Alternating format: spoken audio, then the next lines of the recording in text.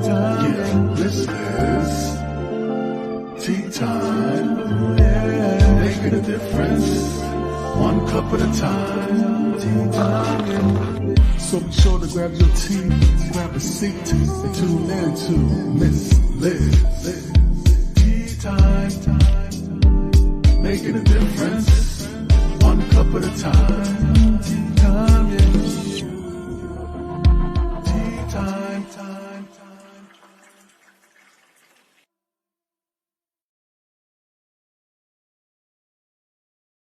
Well, welcome to Tea Time. That's right, Miss Liz is back after a long month of May being off. And I have some incredible guests that are coming back in June. So be sure to check out Miss Liz's website at www.misslizsteatime.com.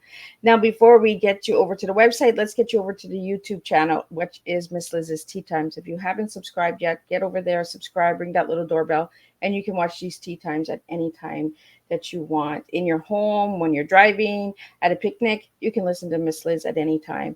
Now, I have the incredible Duncan Bhaskaran Brown in the background waiting to have a good, strong cup of tea with us today. And we're going to be talking about top speed, educational, and amusement. That's right, the type of tea that we're serving here today. So before we get started, I want to give a special shout out to the Bronze Community Supporter Partner of Best Version Media, who is supporting this tea time for this month, and his name is Brian McDonald. So thank you again, Brian, for that community support. It is always appreciated. Now, a little bit about my guests and the disclaimer, as you all know, Miss Liz does. And if you have any comments or questions or anything or support that you'd like to share, just put it in the comments and I'll get that into Duncan and he can see those and answer that during our conversation today. So let's get started with the disclaimer. Disclaimer for Miss Liz's Tea Time live shows. Miss Liz myself is going live using StreamYard. Before leaving a comment, please grant StreamYard permission to see your name at StreamYard.com. Please be advised that the content brought forward for any Tea Time show hosted by myself, Miss Liz, is always brought forward in good faith. However, it may bring forward dialogues and opinions that are not representative of my platform. The facts and information are perceived to be accurate at the giving time of airing. All Tea Time guests and audience participants are responsible for using their good judgment and taking any action that may relate to the discussion. The content brought forward may include discussions for some where they may be emotionally at risk. It's significant to note that the show is engaging in discussion forums only to offer and inspire awareness and connection and is not providing therapeutical advice. If you have any questions about the disclaimer or the panelist discussion, you may freely contact me, Miss Liz, through my email at bookingmissliz@gmail.com. Moving forward, should you choose to voluntarily participate in today's show in any aspect, I myself, Miss Liz, welcomes you. And should you decide that this show is not made for you at this time, I respect those wishes and will see you at a later date and a later show. Again, all Tea Time shows are hosted on Thursdays, 3 p.m. and 7 p.m. Eastern Standard Time. If you see it on a Monday or Tuesday, it's a rescheduled Tea Time or it's a surprise Tea Time that Miss Liz has found and just likes to throw those little surprises in once in a while. So now a little bit on my guests. Well, who is Duncan? Duncan Bhaskaran Brown is a speaker, an author, and a Morris dancer. I want to know more about that Morris dancer. He'll show you that you're getting over indulgence can power up your productivity, push up your performance, and pump up the pleasure you take from life. Duncan has done his fair share of overindulgence. Strictly speaking, he'll he's drunk more than his fair share of wine and eaten more than his fair share of cake. Along the way, he's found himself in some interesting places, like on stage with the S Club, a stint as mayor of his hometown, and Morris dancing in Westminster Abbey. After 20 years of overdoing it, he cleaned up his act and trained with the Easy Way Clinic, the world's most successful stop smoking service. Now he spends his time helping people push overindulgence out of their lives. He lives in Abingdon, I'm going to get him to say it, with one wife, one daughter, and two bonsai trees. I'm going to get him to say that word too. Miss Liz's tongue is twisting again. Let me get Duncan in here and let's spill some tea with you guys. Welcome, Duncan. Hello. Well, thank you. I'm pleased to be here. I love a cup of tea. I don't want to be stereotypically British, but I do. So before we get started, Duncan, I want to get out where you're from, because I couldn't pronounce it right. So I live in Abingdon, which is Abingdon. nowhere near as famous as Oxford, which is just up the road from me. So I should probably just say I live in Oxford, because I nearly do. And if you say you're from Oxford, people think you're really clever. Oh, well, look at that. I'm going to write that down. Clever. So, Duncan, I want to get back into who you were as a little guy and who you are now as a grown guy. So, who was the little boy and who's the grown guy? So I struggled a lot when I was younger, and I found it very difficult to find my place in life, shall we say. I didn't really fit in at school. You know, a lot of the a lot of the people at school were very rude to me and bullied me, and pretty much that was just the teachers. And they had expectations of me, and I was never going to meet those expectations. And I had expectations of them, and yeah, I guess you could say there was an occasion when I was asked to write a poem. And I know that most school kids don't get too excited about writing a poem, but I was jazzed about that. I was really into Shakespeare at the time because I was one of the cool kids. And I went at it and I wrote this poem and I really enjoyed it. I really got into it and I took it up to my teacher, and my teacher said, "Yeah, but the handwriting is awful, your spelling is atrocious, and your grammar is terrible." So I said, "Yeah, but that's not really important, is it? I mean, what's important about writing is how you write it, what you write, and I've used imagery and I've used sort of poetic language, and I've really, really tried to capture the scene that I was describing. Surely that's more important than handwriting, spelling, and grammar." And my teacher said, "See me after school." And it was pretty much downhill from there. I just I did not fit into the mold that they were trying to put me into, and I would not go willingly into the mold. So yeah, I was like a mixture of being kind of very, very confident and very, very nervous all at the same time.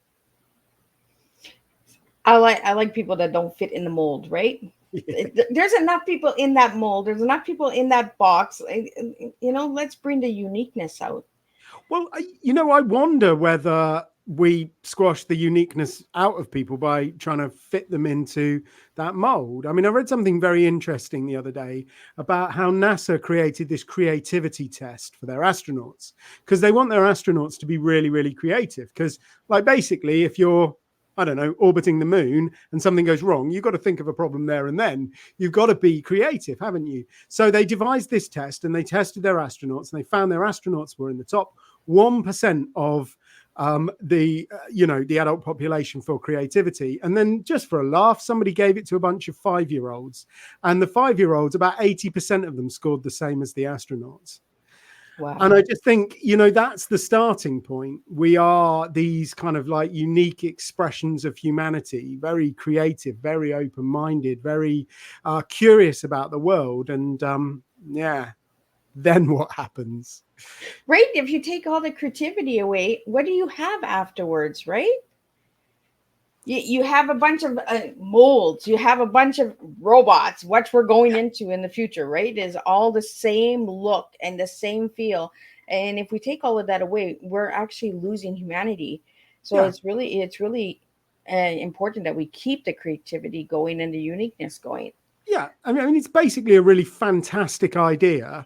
If you happen to, I don't know, run a factory in the sort of late 1800s, then you probably do want everybody to be exactly the same and very uniform, and all turning up on time and all doing exactly the same thing all day long until they die or retire, but probably just die. That was a fairly good model for education 150 years ago. Does it serve us now in the world that we're facing? Do we want everybody to be unique, or do we need people to embrace their diversity and their difference and come up with amazing solutions to the problems that a lot of people hadn't even realized were problems? You're right. The problem's right there, but we're not paying attention. We're not awake, right? We really got to take those shades off and we got to look sometimes. Yeah. So Duncan, I want to get into your books. Let's get into the first one. It's the top one, and I don't have the top one written out. So let's get into the first one, and then we'll get into Real Men Quit.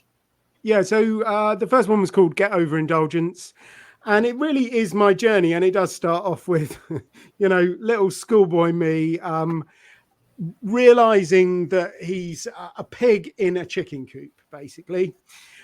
So it starts off with me not really fitting in, but, it goes through my life. And I found ways of coping with not fitting in. Often they involved chocolate or other cookies or pizza or chips or anything like that.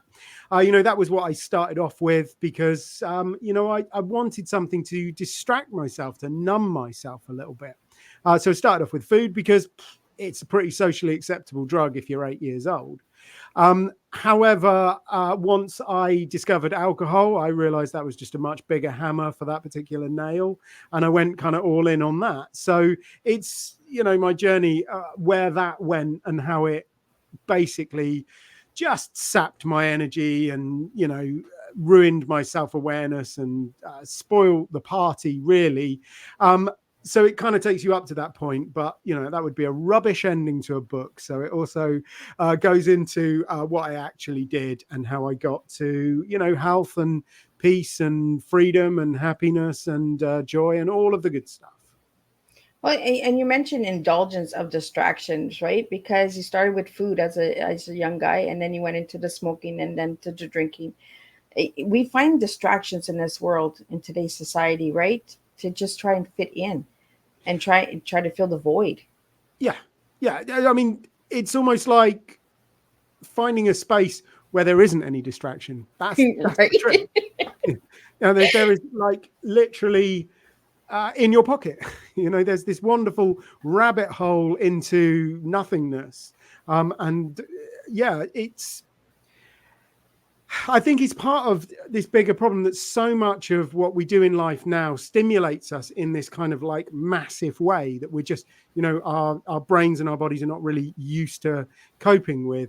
And then we just, we use this massive stimulus to distract ourselves. But all that does is it just makes us distracted.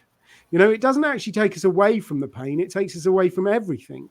So if your default response becomes, right, I'm going to distract myself from stress, then that's not so bad if you're having a tough time with your partner or, you've got a difficult period at work or something like that. That might kind of work. But if you do it enough, if you do it regularly, if it becomes your default response, then anytime you have any stress in your life, your response is to distract yourself. So when you go and watch your daughter doing a ballet recital, you're going to be stressed because it's big for her, and you're going to be nervous. You're probably going to be more nervous. And when I say you, I mean me. I was more nervous than she was. So if your default response to stress and nerves is to distract yourself, look, you're sat in the middle of one of your child's most important things, and you're distracting yourself. Because that's what you do the whole time. And your brain is constantly thinking about whether you should check Facebook or your emails or play Candy Crush or watch Netflix or whatever, and it just becomes your life. You just distract yourself during the good times as much as you do during the bad times. And something we don't really talk about is distractions, right? Because there's so many of them in the world. Like you just mentioned 3 of them at a dance recital. Checking Facebook, playing a video game, checking your messages. We're not focused. We're not getting focused into what's right in front of us. And you gave a good example, dance recital, and you were more concerned about the video game, the messages, the base,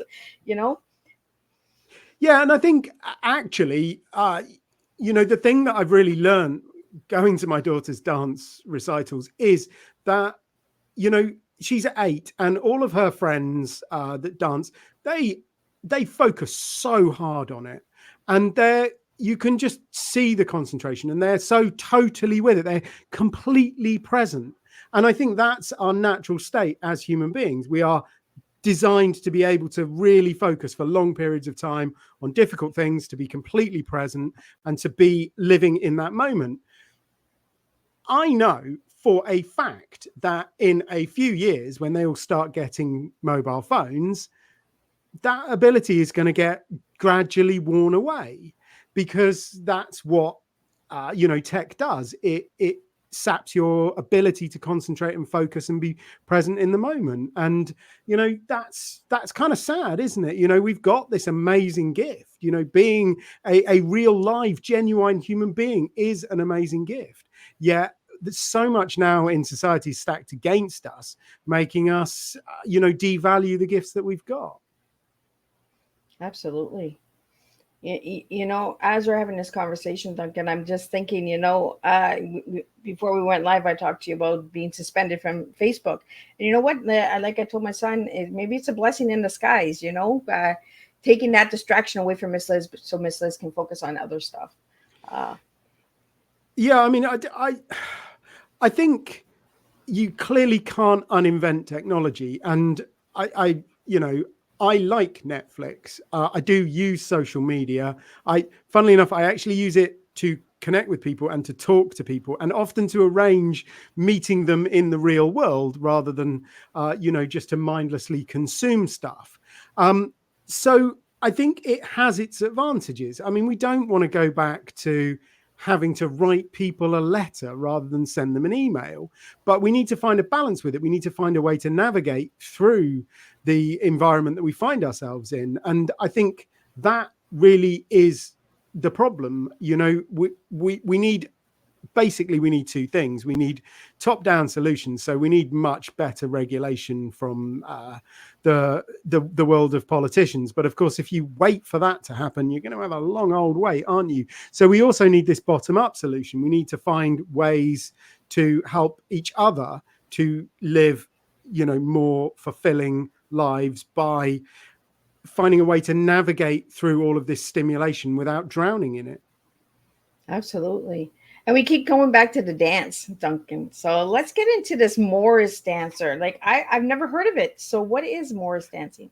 So Morris dancing is almost the complete opposite to my daughter doing ballet. Ballet is very precise and very disciplined and very regimented and, quite beautiful. And Morris dancing is folk dance. So it's a little bit rough around the edges, shall we say. So, yeah, it's a kind of British folk dancing. It's what, if you picture, like the typical rural British village on the green, you're going to have some guys, they'll be dressed, in white. They'll have ribbons, they'll have bells, they'll have flowers in their hats, and they'll be waving some hankies, and they'll be dancing to sort of traditional folk music. That is what I do on the weekend. So is that kind of like freestyling, like taking a handkerchief and just going with the flow of the music? No, so I mean, it varies from side to side, but the side I dance with is a very traditional side. So the first mention of Morris dancing in the town that I live is sort of 1650 something. So like, 370 years ago. So it's been going on for a fairly long time. So we dance the dances that have always been danced, give or take, in the town that I live in. And there are other traditional sides like that. And then there are people who have a bit more of a modern approach. They take the idea, they take the style, and they kind of create their own dances. So because it is a living tradition. So but in general, you'll have groups of people, typically 6, sometimes 8, sometimes 2, and they'll dance a kind of prepared dance that they've all learnt. Somewhat similar to line dancing, I suppose. That's probably a good analogy. Well, look at that. I'm learning something new. So is that only in the UK that they do that? Or is that in one level, yes, absolutely. It's British folk dancing, so it happens. And there are lots of different styles. The one I do is from the Cotswolds, which is the part of the country I live in. But you also get traditions from near Wales, from the north of the country, from East Anglia. And they vary, and they're kind of different. That being said, we have exported a few people around the world during our time. I think that's the charitable way of saying we used to have this big empire. And as a result, you do find these kind of crazy enclaves of folk dancing all over the world. So yeah, there's a few Morris dancing sides in America. There's some in Australia. You find them all over the place. But in general, it's biggest in Britain. And then, of course, if you take it one step further, I mean, folk dancing like literally happens everywhere, doesn't it? You know, wherever you find people, you find some folk dancing, and something that's really getting quite popular in this country is Appalachian clog dancing, which is, of course, from the Appalachian Mountain region in America. And, you know, it's weirdly this kind of folk tradition that sort of based on an English tradition that went over to the US, morphed, changed into something else, and then has come back to the UK, and we're probably morphing it a little bit and changing it into something else. So it's this, you know, wherever you find people, you find folk dancing, don't you? Well, it's kind of interesting because it's flowing to all the different countries, but it's originally from the UK, like, you know, British dancing. But all the other countries have taken a little twist on it, right? It's almost like anything else in life, right? Everyone puts their little twist and turn on there, like the twisted tea, right? Like we just kind of twist it around and we give it a new name. Yeah. I mean, ultimately, if you like pasta, you've got to be fond of that as an idea, haven't you? Because what is pasta? It's just Marco Polo forgetting how you're supposed to make noodles. Right? And some like it a little daunting and some like it a little mushy. Like, you know, everyone has their own flavor. It's that creativity that we talked about right at the beginning of the show, right? Absolutely. Everyone has their different flavor and blend in there. So, Duncan, I want to get into your tea because your tea is pretty interesting that you gave me. You gave me top speed, educational, and amusement. So, why those three words, Duncan? So, the education and the amusement bit, those for me really go hand in hand. I think I've always mucked about quite a bit and therefore always tried to be a little bit funny. There's almost certainly some deep psychological reason, you know, what I'm compensating for, who knows. But for me, you know, being funny is a part of who I am. And when I sort of got into adult education and training and coaching, I realized that it's a really useful tool, and that if you can make people laugh, they do actually listen to you because they want to hear the joke. You know, they don't want to miss the next joke, so they pay attention. So it's you know, a vital tool in my armory. And I do, you know, I see the world differently from most people, and I don't think I'm going to convince all of them. In fact, I'm confident that I'm not going to convince all of them. But I think if I can help people to see things a little bit differently, not necessarily see them exactly the same as I do, but actually to look at some of those things that are just so common and so ubiquitous that we almost don't even notice they're there. So that's the education bit. And then, you know, top speed, I kind of only have two settings. No. It's all or nothing, right? Exactly. It's either very fast or asleep. And, you know, I've kind of always been like that. However, when I was at my worst, really eating badly and drinking a lot and smoking, you know, that single gear of going as fast as you can got quite slow. And you know, my life is really marked by being absolutely like that when I was a kid, just running around like an insane thing and doing a lot of stuff. Not all of it necessarily productive, but I enjoyed it. And then this kind of gradual slowing down over a 20-year period of my overindulgence period. And then, you know, once I managed to get myself back into the kind of condition that I should be in, you know, all of a sudden it's like it's back. And that ability to just be relentlessly enthusiastic and just have this, you know, can-do attitude, you know, that's so important to me. And I genuinely lost it, and I'm so glad that I've got it back. And that kind of that's why I want to help people to see things differently, because a lot of the time, people say, oh, well, yeah, of course I feel rubbish, I'm just getting old. And it's like, well, maybe, but have you ever thought that, those 8 beers you drank last night might have something to do with it? You're right. Yeah. Let's get into the word indulgence, because I have a guest, a viewer here, and they're asking the word indulgence. What does the word indulgence mean to you, Duncan? So indulgence is a very, very interesting word. So I don't like to be too aggressive. What I find is if you start talking about things like addiction and alcoholism, it puts people off, because that doesn't really gel with most people's experience. However, most people are quite, familiar with what having an extra slice of cake, maybe one more than they should have done. They're quite familiar with what that looks like. The idea that you open that big bag of chips and you were only going to have, a couple, and then all of a sudden they're gone, that's indulgence. And there's nothing really wrong with indulgence. I think that is something that you should do every now and again. I mean, I'm not a monk, I don't live in a cell sitting on a spike because, and eating nothing but gruel. I do like to eat nice food and actually enjoy myself. I just, I think we need to rebalance what the difference between the occasional indulgence and constant overindulgence. I mean, the example I always end up going back to is birthday cake.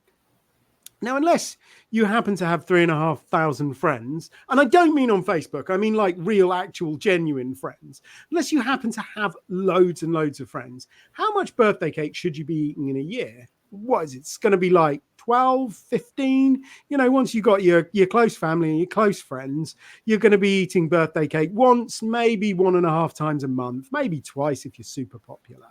Yeah. And that is how, for the vast majority of human history, we would celebrate occasionally, not very often, every fortnight, maybe only once a month.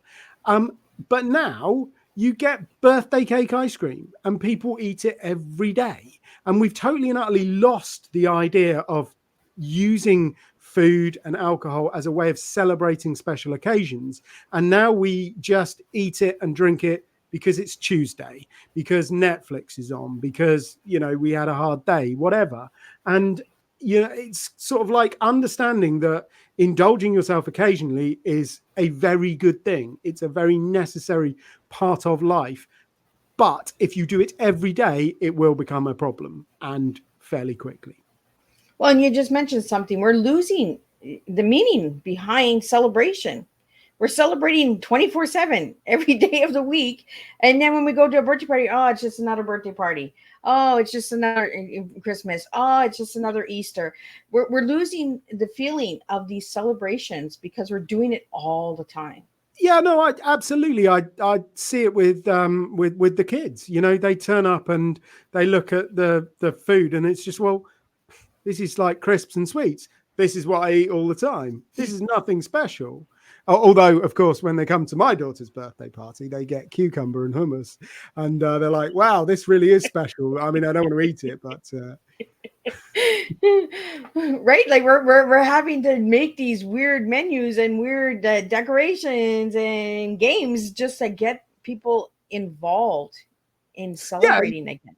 Yeah, and that's one of those things you can get into this kind of like almost birthday party arms race, can't you? Like, well, I've got to have a fire eater because they had that, and then like we've got to get the balloon molder as well, and then all of a sudden all of the kids are arriving in helicopters. It's like, this has gone too far. Right? When is too much too much? Let's go back to the old way where we were celebrating a birthday and we were like, oh my goodness, what kind of games are we going to play? Like, get excited. Yeah, absolutely. And I think that gets to the heart of it. If you do it occasionally, it's exciting. If you do it every day, it's boring. And it's like, congratulations, you've turned your life into, basically one of those old TVs that they had in the 50s, where everything just seems black and white and grainy and the sound's not very good. Whereas actually, your life is supposed to be top of the range 4K, plasma, HDR, and all of the other 3-letter abbreviations that I actually don't know what they mean. But, we just, because we're constantly bombarding ourselves with sensations, no sensation ever stands out anymore. Yeah, and that's deeply important for, for the listeners and the audience and who are going to listen to the tea time and the replay, is we really got to start taking steps backwards. You know, and they say don't go back in the past. Sometimes we got to go in the past, right, to get to the present in order to understand the future. If we just stay in the present and we just keep celebrating, celebrating, celebrating, we're going to end up losing the meaning of everything in life. And it's just going to become a huge indulgence. It's just going to come a big, huge. And I like that you use that word indulgence, Duncan, instead of addictions, because we use that word a lot, right? We use addictions, recovery. Indulgence, I haven't heard of it used very much in society. And I think that it's like giving cucumber and hummus at a birthday party, right? It's different. It's being unique. And I think we need to bring that uniqueness back. We need to bring those conversations back, right? And yeah, absolutely. And we need more guacamole sandwiches. Those really did not go down very well, but my daughter loves them, so that's right. And a good cucumber is good sometimes. And Miss Liz looks like the matrix is coming for Miss Liz.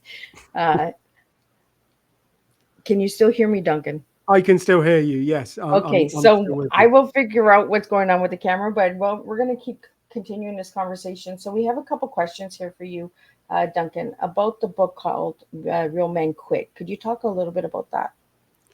Yeah. So I know this sounds a bit odd, but there is a part of the world where you don't find men shouting a lot. And I know we do tend to dominate the conversation pretty much everywhere, but the one space that we are really way too quiet in is the sober sphere. So a lot of the conversation in the recovery world, in the sober world, is dominated by women. And don't get me wrong, I mean, I love them. I think they're doing some amazing work. There are a lot of women doing really, really great stuff. And their stuff really resonates with me now that I've stopped drinking. I can see it for what it was. But actually, I think when I was drinking, it wouldn't have struck a chord with me. It wouldn't have engaged me because it didn't sort of like speak to my life.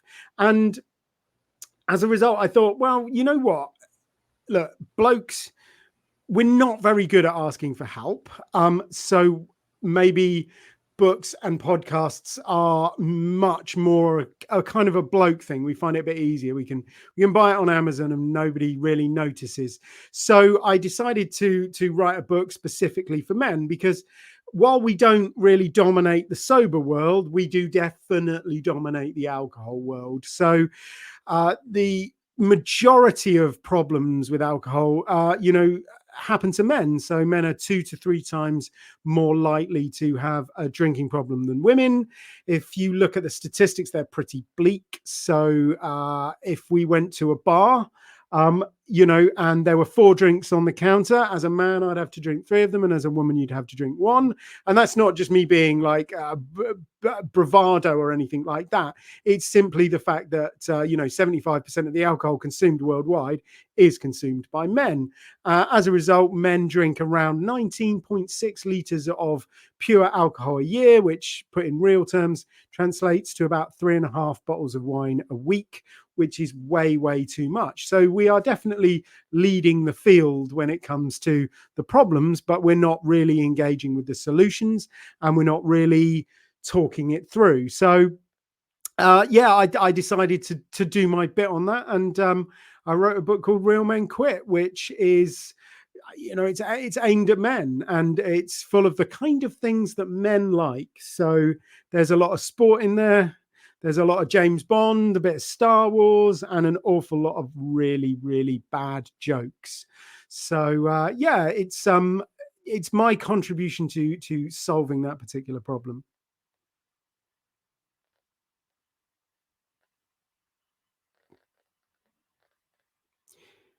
And you're back. I was just going to keep talking because I could go on for hours. But... And that's why I love my guests, because my guests just keep doing their thing, right? They keep they know the routine. So let's just continue where you left off, Duncan, and I will pick up from there.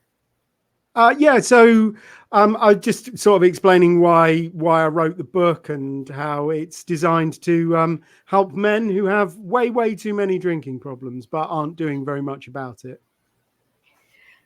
So, Duncan, the title of the book called "Real Men Quit." When I seen that, I was like, okay, how do men look at this book with that title without even knowing what the book is about? How do they look at that?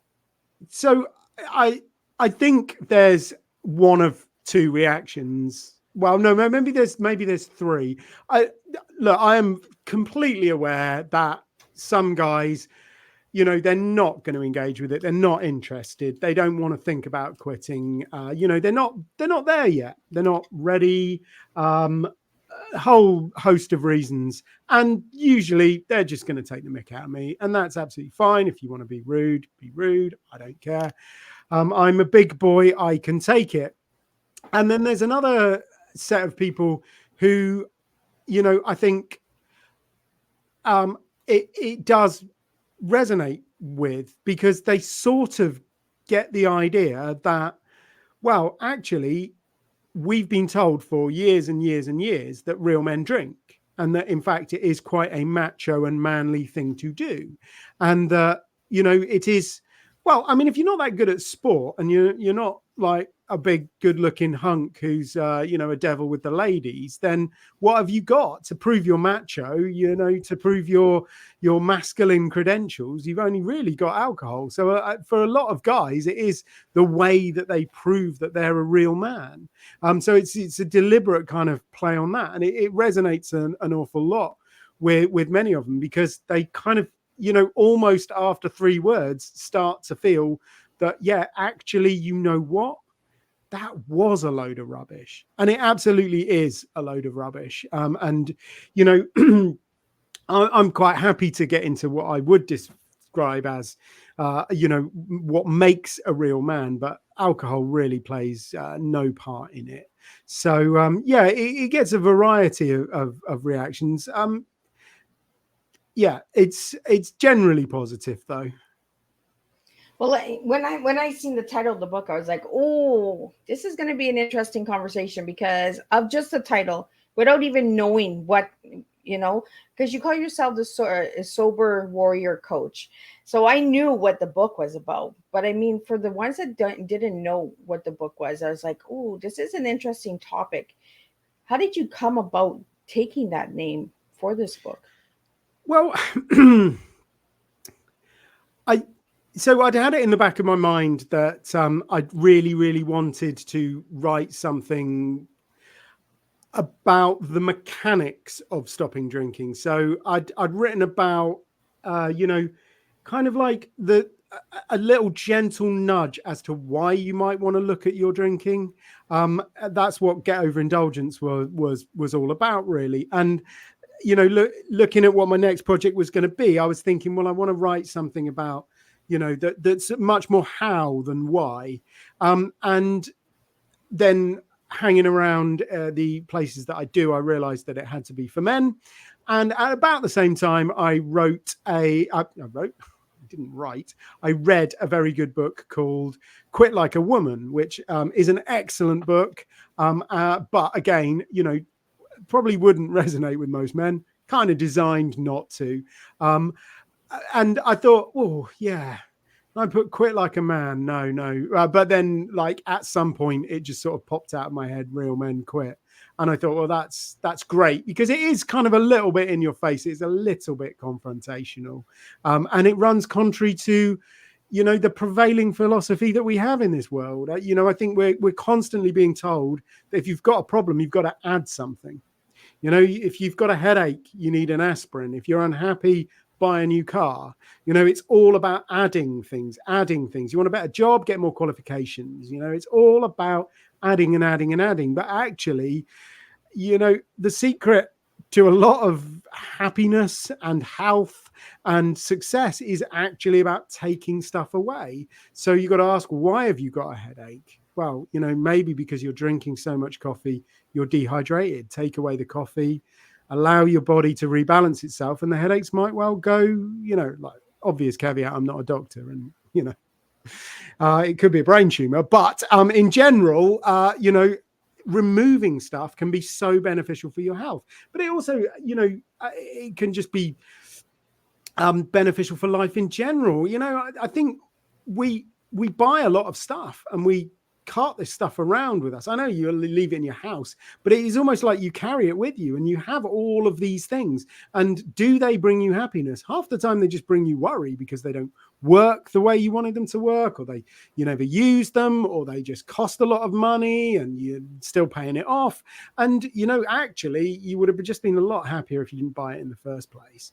And sort of like understanding that many of the problems in life are about what you take away, what you don't do, rather than what you add. So yeah, I'm absolutely trying to reclaim the word quit, and get people to realize that quitters win. Right? And quitting sometimes is a new chapter, right? A new story, a new beginning. We really looking at words, and that's why I use words for tea, is because we look at words as a certain way, right? We hear the word trauma and we think, oh no, this is going to be, but trauma is needed in life. We need the good, the bad. We need to find that circle of change and removing stuff. It's like we talked about the celebration, right? We celebrate all the time. Now we don't know how to celebrate, and it's like everyday life. We get up and we do the same routine every day. But first thing we do is we grab our phones, we start checking our messages, and we forget about what's really in front of us. So we need to start removing things from our lives in order to move on. Yeah, and I think you're absolutely right about suffering. Honestly, everything that is of any value in my life has caused me a lot of problems, and it's usually the result of intense suffering to get to that point. And we sort of think, well, we want life would be perfect if we eliminated all of our problems, but you got to realize life is the problems. That's like my daughter, I love her and everything, but she is a problem. I mean, she's like constantly licking lampposts and stuff like that. And you've got to kind of like make sure that she goes to school and stays alive and eats food and stuff like that. And I mean, she causes me a lot of problems. But of course, if you took her away, then like that would be a whole different set of problems. Yeah. So it's not about eliminating problems as such. It's not about living a life without suffering. It's about making sure you've got the right kind of problems, and your suffering has meaning, and your suffering helps you to grow and helps you to develop. It's not that your suffering is something that you try and numb yourself against, you try and distract yourself from, because that way you don't learn the lesson, and it generally never gets dealt with, and those problems just get bigger and bigger and bigger. Well, and that's the thing, right? The pot just gets bigger and bigger, and then it overflows. And then we're like, oh, well, how did this happen? Well, I'm not sure. We just kept filling that pot up, and the pot can only hold so much. And then it makes a mess. And then it's like, oh, now we got to really look at it. And where we could have handled the problem in stage 1, we're handling it in stage 7. We ourselves can be the problem at times because we don't look at the picture that's in front of us. Yeah, I mean, so many of the people that I've met, they started drinking because they have problems, but in the end, they ended up having problems because they were drinking. And, that ability to actually stand in front of them and confront them, it's countless people, they just say, do you know what? What was I running away from? It seemed so huge at the time. It's kind of like, you see this big monster, against the wall. It's like this huge shadow on the wall. And you think this is a terrible, terrible monster. But what you actually realize is it's just a mouse, but it's just the shadow always looks bigger. And that's the experience that not everybody, but a lot of people I know who've stopped drinking, they were running away from something, but they never got any further away from it. They were just running around it, really. And then once they stopped running and had a look at it, they realized it was not a zombie or the CIA. It was a mouse. Duncan, I want to get into the smoking, because smoking is just as bad as drinking, right? it's the addiction, and it's hard to get away from it. But I love that you use the word indulgence instead of addiction, because addiction is so overrated, right? It's so overused. It's just like the word love. When people say love, I'm like, can you guys not say appreciate, or I care, I adore? Why do we have to use the word love all the time? And for you, you're using the word indulgence instead of addictions, and which I really think is different, and it might save someone's life by using that word instead of the addiction, because they might be scared of that word addiction. Yeah, although that's another curious fact about society, isn't it? We don't ever talk about nicotine addiction. No, not really. We never say, oh, he's a nicotine addict. That one sort of like sneaks under the radar a little bit, doesn't it? And certainly, yeah, I just vape every now and again. Oh, I'm not a nicotine addict or anything. Okay. So, yeah, I mean, smoking, and I think it is only really fair to talk about smoking and vaping because they are basically the same thing. Now, people might be going, oh, yeah, well, vaping is not as bad for you as smoking. And it's like, well, yeah, but that's not an incredibly high bar. I mean, there aren't that many things in life that aren't as bad for you as that are worse for you than smoking. I mean, what are we talking, like plutonium and asbestos? Yeah, it's like, so, yes, I would agree with you. Vaping probably isn't as bad for you as smoking.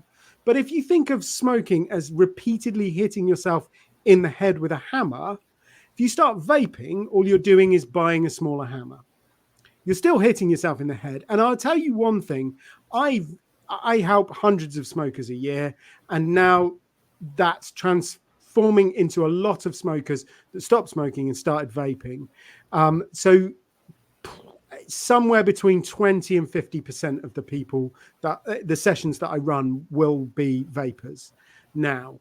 And I tell you something for free, they hate it as much as they hated smoking. And so most people, their problem with smoking is not really the health aspect of it. It's not really. I mean, that's what they'll tell you the big issue is. But when you really get down to it, when you really pick into it, what they hate about smoking is that it just controls them. It just runs their life. They can't plan anything without working out when the next cigarette break's coming. And vaping is exactly the same. I mean, arguably, it's kind of worse because you can sneak it on the airline if you're really, really clever. You can maybe even do it in the office. It's a guy the other day was saying to me, when he first started vaping, he realized there were like 4 conference rooms in his office. And if he was careful, he could, switch between the 4 of them and the smell wouldn't get too bad. But now he's vaping so much that he was running out of conference rooms to vape in. And that's it. It's that control that it takes over you. That's what people hate about it. And people who vape talk about it in exactly the same way as people who smoke cigarettes. It is the mental imprisonment as much as the physical ill health that it causes that they're really, really concerned about. So, yeah, maybe vaping is not quite as bad for your health as smoking, but it's bad enough. And anyway, nobody really knows because nobody's been vaping for 20 years. So we don't really know what the effects are. But like somebody was talking about, vaping apparently causes a condition called popcorn lung. Now, I don't really know what that is, and I am not a doctor, but I don't want popcorn lung. It does not sound good, does it? Well, I'm not a big popcorn eater, but there's so much side effects to it. But it comes back to that silent, hidden addiction, and that we don't speak about, and the indulgence of hiding it, the distraction, right? Is we're doing it and we don't even realize we're doing it sometimes. Because I'm a non-smoker and I'm around all smokers. Everybody around me smokes except for myself. So I feel like the oddball, and I'm just like, okay, so what is it about cigarettes that you guys like so much? What is it about the vape that you like so much? I'm trying to understand. Okay. So there is an interesting, as you're interested in language, you'll love this one. So there is this interesting thing about smoking, I suppose. So if you drank too much alcohol, you would be, what word would you use to describe somebody who's had too much alcohol? An alcoholic. No, just on a single occasion. They just had a few too many at a party. You'd say they were A drunk. Yeah, they were drunk. And if somebody had smoked some marijuana, you would say they were Stoned. stoned. If they'd taken some cocaine, you'd say they were, High. yeah. If they've smoked some cigarettes, you would say they were. There is no word in there is no word in the English language that describes the effects of smoking cigarettes. And you've got to admit that we have a lot of texture and detail when it comes to describing the effects of drink and drugs. You can really kind of William Burroughs it if you want to. There is an awful lot of vocabulary to describe that. So it's a rich and textured language that totally lacks any way of describing the effects of smoking. Why is that? Because there are no effects of smoking. It is only the bad stuff. You just get a cough and it makes you tired and it costs you a ton of money, and then people stop talking to you because you smell bad. There are literally no positive benefits to smoking, which is weirdly, it makes it just about the easiest thing to stop doing, because like it's such an easy sell. Like, think about it for all of 10 seconds, name the advantages of smoking, and people will say, oh, it helps me to socialize. And then as they're saying it, they'll realize that actually it's quite antisocial having to go outside and generally smelling, and and they'll go, oh, it helps to reduce my stress. And then about 30 seconds later, they'll realize that actually a significant proportion of their life, the stress in their life, is caused by smoking. So all of these kind of like reasons that people give, they're just terrible justifications. There is no benefit. I mean, I'm not a fan of alcohol. I'm not a fan of cocaine. I'm not a fan of marijuana, but at least you get something. At least it alters your mood. Right? I've always tried to understand that, because I'm the oddball that everybody's outside enjoying each other and I'm the one inside by myself. And then I go outside and then everybody comes in. So I'm just like, okay, like, what is going on here? Like, should I have a cigarette with you guys so that, that I can stick and have a conversation with you? I've always tried to wonder that, Duncan. And, so this is basically what happens when you are a teenager. Somebody will give you a cigarette and you'll smoke it and it will be absolutely vile. But because you don't want to seem like you're not cool, you go, oh yeah, this is really great. And you actually get groups of teenagers. They all hate it, but they're all trying to impress each other. It's a little bit like the Emperor's New Clothes, isn't it? They can all see it, but nobody really wants to mention it because they don't want to be the one that says, this is blinking awful. Why are we doing it? Yeah. And all they've ever seen is adults smoking. They just completely connect adulthood with smoking. So they all do it. They all try it. They all hate it. And before they know it, they've got hooked on it. And they now have this kind of small physical need to do it, which translates into a larger mental issue. Not so much the physical thing, but the ability to manage that kind of those triggers and those cravings, or whatever you call them. And before they know it, it's just something that they're doing 20 times a day. But, trust me, you're not missing anything. For all my viewers out there, yes, Miss Liz did smoke. I smoked for 3 weeks of my life and I kept choking on it. And I said, I don't like this. It's not giving me any good feeling to it. So I just don't want to do it. But I have smoked 3 weeks of my whole entire life. And I just watch everybody else smoke around me. And I'm just like, I don't know. Is that what you guys feel? Like you're just too scared to say, like, you know what? No, I don't want to not fit in. Yeah, I mean, there's a little bit of, I think, to start off with, when people start smoking, they stick at it because they don't want to be seen as the odd one out, or they don't want to they think everybody else is really loving it, and they'd be a bit of a freak if they said this is blinking horrible. That's to start with. But I think the reason why people stay trapped is there is a lot of sort of incorrect beliefs around it being quite hard to stop smoking, and that if you do stop smoking, you've got to be miserable, or you've got to turn into some kind of like anti-smoking evangelist.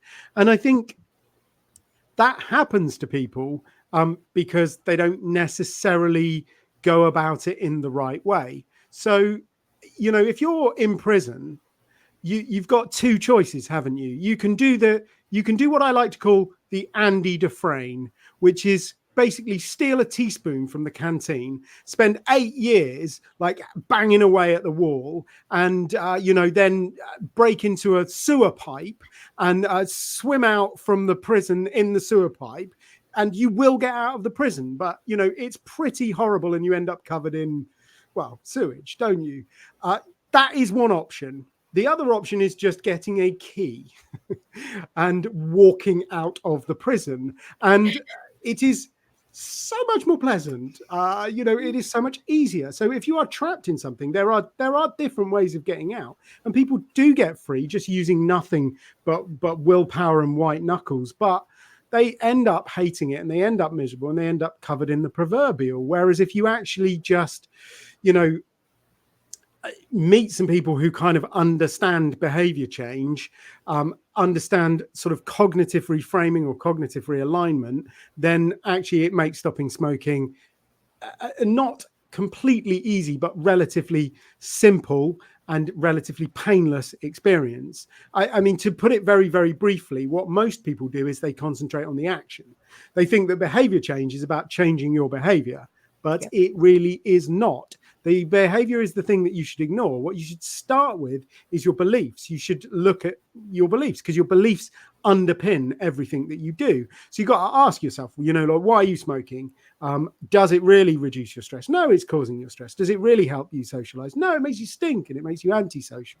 Is it really giving you all of these benefits that you're pretending it's giving you?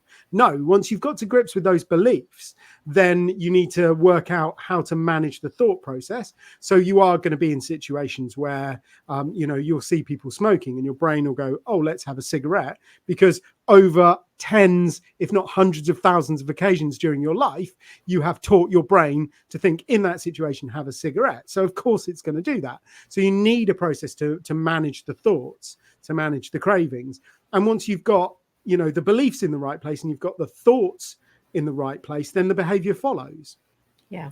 The problem is, as I say, a lot of people do it the wrong way round. They start with the behavior and they hope the thoughts and the beliefs catch up.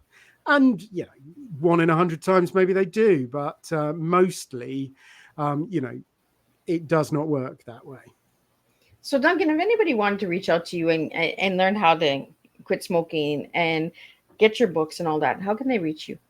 So the easiest way to find Real Men Quit is just go on Amazon and type in Real Men Quit, which are 3 pretty easy to spell words. So, that shouldn't even challenge, even if you've maybe had a drink, you could probably manage that. So that's Real Men Quit. If you want a copy of Get Over Indulgence, I'd love to share a copy with your listeners so they can download that for free on my website. The easiest way to find that is because they're not going to be able to spell Bhaskaran Brown, are they? So if you just put getover.uk into the internet, that's getover.uk, that'll take you to a little bit of my website. You can download the PDF or the Kindle version, or if you can stand listening to me for 3 hours and 45 minutes, you can download the audiobook. And I will apologize now for the silly voices. But go to getover.uk and, that is my gift to you. But it's also, it will take you to my website. And then you can, you can find out about all of the stuff that we do. I'm pretty busy on the socials, always happy to connect with people, always happy to answer people's questions. Even if I can't help you, then I'd love to point you in the direction of somebody who can. Well, and you have an amazing podcast as well that people can tune into if they'd like to hear you as well, correct? Yeah, it is a little bit niche. So it is aimed at people who have already stopped drinking. And it's born out of my total obsession with 2 things. One, what is it that keeps people sober? Because as I was saying about smoking, I think stopping drinking, so long as you go about it in the right way, the stopping bit is pretty easy. Beliefs, thoughts, actions, easy. However, staying stopped is a bit more of a challenge. So I got obsessed with the idea of what is it that keeps people sober. So I started interviewing sober superstars. And then I realized that I should just record them and call it a podcast. So that's obsession number 1. Obsession number 2 is IKEA furniture. So there's a lot of weird IKEA things going on in my podcast, which is why it's called Flat Pack Sober, We always ask the guests at the start how they build flat pack furniture, and then plug that into our proprietary algorithms, and then work out, how they approach life based on simply how they assemble flat pack furniture.